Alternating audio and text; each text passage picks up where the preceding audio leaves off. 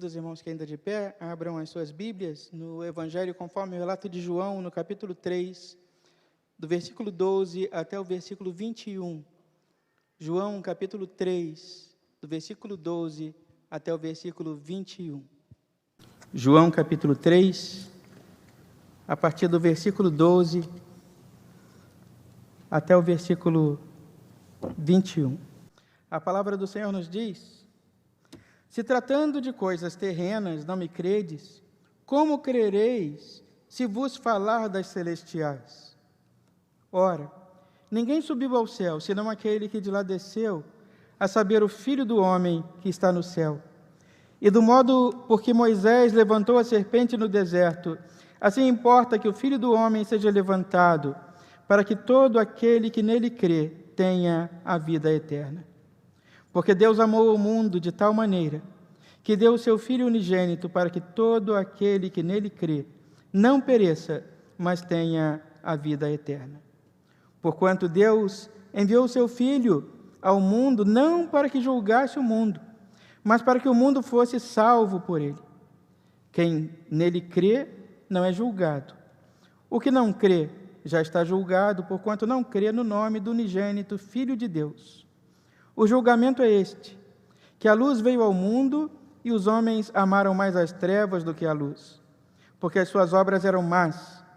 Pois todo aquele que pratica o mal aborrece a luz e não se chega para a luz, a fim de não serem arguidas as suas obras. Quem pratica a verdade aproxima-se da luz, a fim de que as suas obras sejam manifestas, porque feitas em Deus. Até aí a palavra do Senhor para a edificação da sua igreja nesta manhã. Oremos ao Senhor.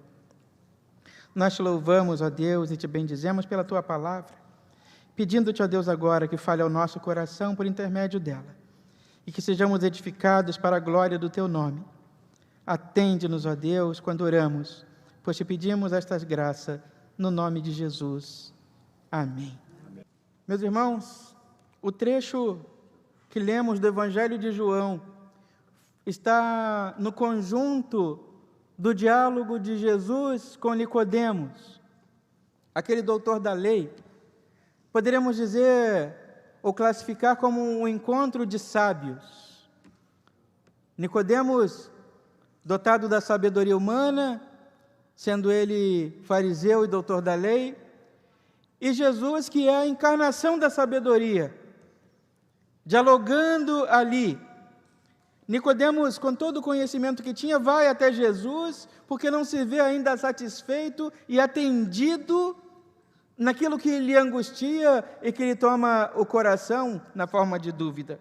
Jesus estabelece ali um diálogo que todos nós conhecemos, e neste trecho do diálogo de Jesus com Nicodemos, Jesus vai chamar a atenção de Nicodemos para as coisas celestiais, para as coisas espirituais, e apontar assim que a verdadeira sabedoria do servo e da serva de Deus está ou consiste em elevar o seu pensamento àquilo que é espiritual, àquilo que é celestial.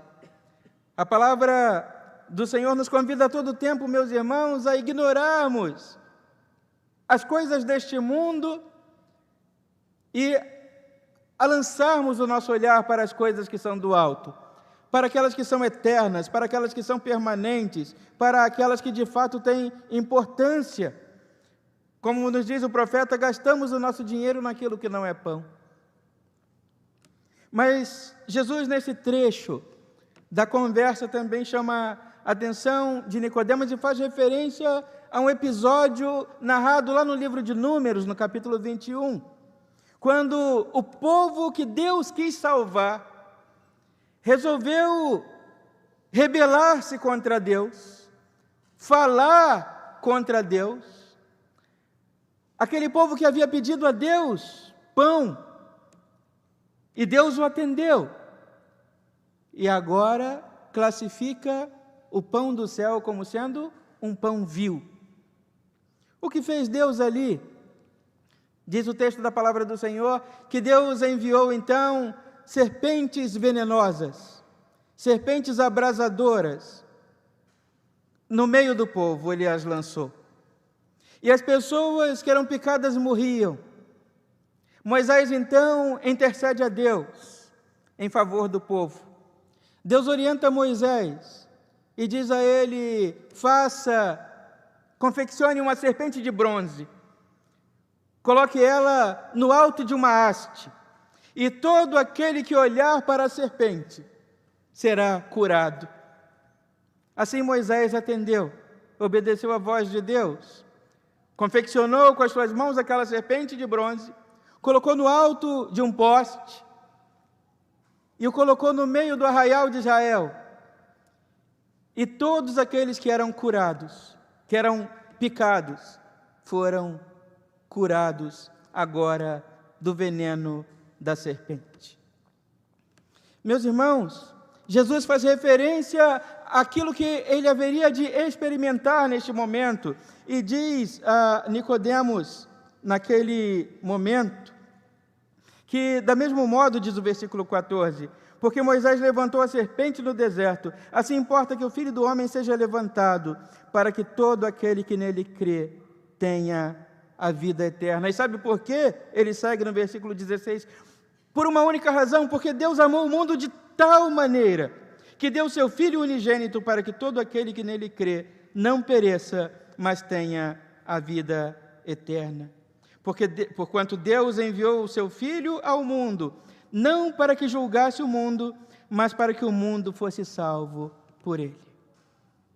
Meus irmãos, a figura da serpente não é estranha na palavra de Deus. Nós vamos encontrá-la lá no livro do Gênesis. Uma questão interessante, ela aparece lá em Gênesis, trazendo a dúvida para o coração do ser humano. A dúvida com relação à palavra de Deus. Porque onde há dúvida, não há fé. A palavra do Senhor, o Senhor Jesus nos diz: não temas, crê somente. Também nos diz em diversos momentos a palavra do Senhor: o justo viverá pela fé. Não se faz igreja sem fé, não se faz crente sem fé, não se faz povo de Deus sem fé. E a dúvida se faz a grande arma do adversário, a grande arma do maligno contra a igreja do Senhor. É o grande instrumento, a grande ferramenta na mão do adversário, para colocar a dúvida no coração do servo de Deus, dúvida com relação àquilo que o próprio Deus falou. Deus, todos nós conhecemos o texto da palavra do Senhor, ele orienta Adão: vocês podem comer de todo o fruto, de toda a árvore do jardim, menos da árvore do conhecimento do bem e do mal. Porque o dia em que vocês comerem, certamente vocês morrerão e não viverão. Vem a serpente a dizer a Adão naquele momento: olha, o que Deus disse? Adão responde, a serpente diz: mas não é bem assim, do jeito que Deus falou. Não é que vocês vão morrer. Vocês serão iguais a Deus. E esta provocação leva o homem a desobedecer a Deus, de maneira que o pecado de Adão não é comer o fruto. O pecado de Adão é pôr em dúvida a palavra de Deus e desobedecer a Deus. Quando ele come, ele desobedece, e desobedece porque põe em dúvida a palavra de Deus. Essa mesma serpente aparece lá no Apocalipse, e ela é citada ou descrita por João como sendo o diabo, a antiga serpente, aquela que tem a inimizade ou que persegue a mulher, de maneira que ela aparece lá no Gênesis e no Apocalipse. Mas agora ela é citada por Jesus aqui, não como a serpente abrasadora, mas como aquela erguida por Moisés no deserto a mando de Deus. E Jesus se coloca aqui, meus irmãos, na condição daquela serpente que traz vida, porque se as serpentes abrasadoras rastejavam para trazer a morte, Jesus é aquele que é elevado para trazer a vida. E assim como a serpente do deserto foi elevada para que todo aquele que nela olhasse pudesse ter vida, Jesus também precisa ser elevado ao alto da cruz. Aquela serpente de Moisés pregada no poste no deserto. Jesus agora, no alto da cruz do Calvário, é elevado, para que assim, a semelhança de que aqueles que foram picados na carne pelo pecado, serão salvos simplesmente por olhar pelo Jesus na cruz. E o Jesus, o Cristo da cruz, aquele que tem uma vida ao lado dos seres humanos, mas que também experimenta a cruz, que experimenta a morte, garante para todos nós a salvação e a vida eterna.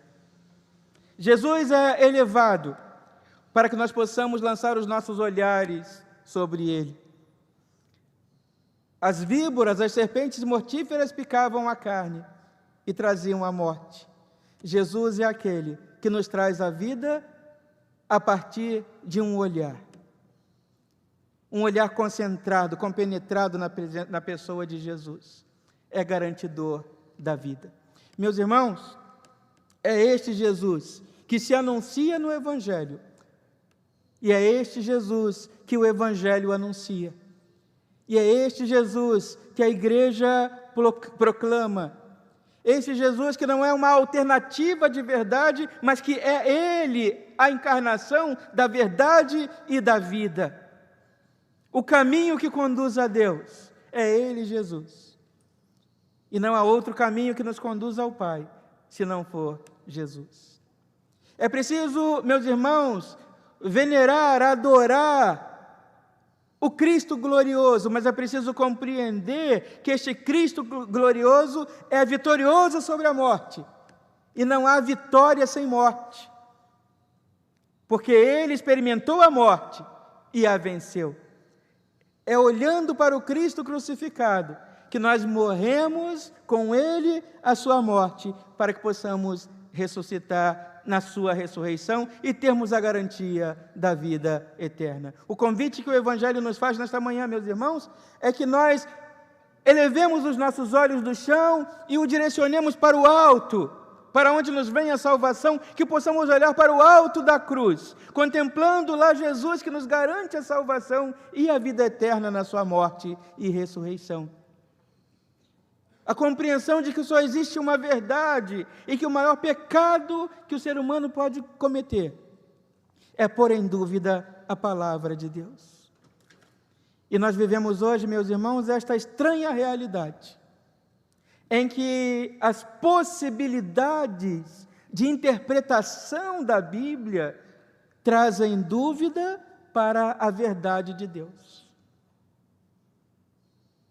As diversas propostas de análise, de compreensão e de leitura do texto sagrado, divinamente inspirado por Deus, trazem a dúvida para o coração de Deus.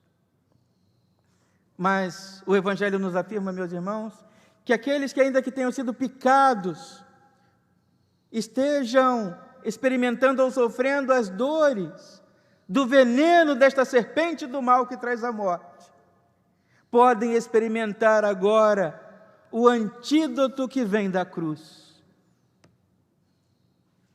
O antídoto que está em Jesus. Aquele que pode nos resgatar, aquele que pode nos curar, aquele que pode nos libertar. É estranho até pensar que o antídoto para o veneno da serpente é feito do próprio veneno da serpente. Dessa forma, Jesus se apresenta como aquele que detém o antídoto, aquele que por sua morte traz a vida e salvação, aquele que, ao contrário da antiga serpente, que rasteja para picar a carne e trazer a morte, Jesus é aquele que é elevado para trazer a vida, a salvação e a vida eterna. Nós estamos aqui nesta manhã, meus irmãos, para agradecer a Deus pelos 62 anos desta igreja e reafirmar o compromisso desta igreja com o Cristo que foi elevado no alto da cruz, assim como a serpente elevada no alto do deserto. Para reafirmar o compromisso desta igreja com o Evangelho proclamado para a salvação das vidas. Para reafirmar o compromisso desta igreja com a palavra de Deus pura, genuína e verdadeira. Para reafirmar o compromisso desta igreja de anunciadora do Evangelho para a salvação, aquela que apresenta ao mundo o verdadeiro, genuíno antídoto que pode trazer a cura. Aquele que tem para nós a vida eterna.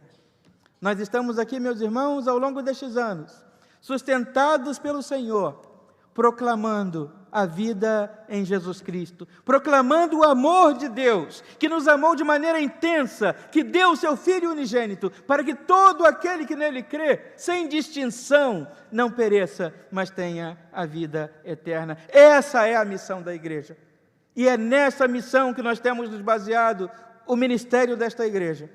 E é este o compromisso que reafirmamos com Deus e com o mundo e com esta igreja. De quantos anos mais o Senhor for servido nos dá, nós estaremos aqui apontando para o alto da cruz, apontando para o crucificado que foi morto, mas que ressuscitou para a glória de Deus o Pai. E que nos convida e que convida o mundo a morrer com Ele a sua morte, para que possamos ressuscitar com Ele para a salvação e a vida eterna. Esta é a máxima do Evangelho, anunciada ao longo destes anos, e a qual nesta manhã nós reafirmamos para a glória de Deus, o Pai. Aquele que foi elevado, aquele que foi levantado, está lá e nos convida a levantarmos os nossos olhares, a olharmos para o alto da cruz, para que nós possamos ser salvos. A carne picada, envenenada pela serpente, será curada para a glória de Deus, com um simples olhar na direção de Jesus. Eleve o seu olhar na direção de Jesus, seja salvo para a glória de Deus. Eleve o seu olhar na direção de Jesus e experimente o verdadeiro, genuíno antídoto que traz a cura e a salvação em Jesus. Anuncie o Evangelho da salvação, convidando o mundo a elevar o seu olhar para a pessoa de Jesus, aquele que traz a cura, aquele que traz a paz. O mundo perece, as víboras estão aí, as serpentes picando a carne no mundo, e é nosso papel apontarmos para o alto do madeiro, para o alto do poste, para o alto da cruz, para aquele que de lá do alto da cruz derrama cura, vida, salvação e vida eterna para todos aqueles que nele crê. Para todos aqueles que são alvos do amor de Deus. Não despreze, não desprezemos o amor que Deus tem demonstrado por nós.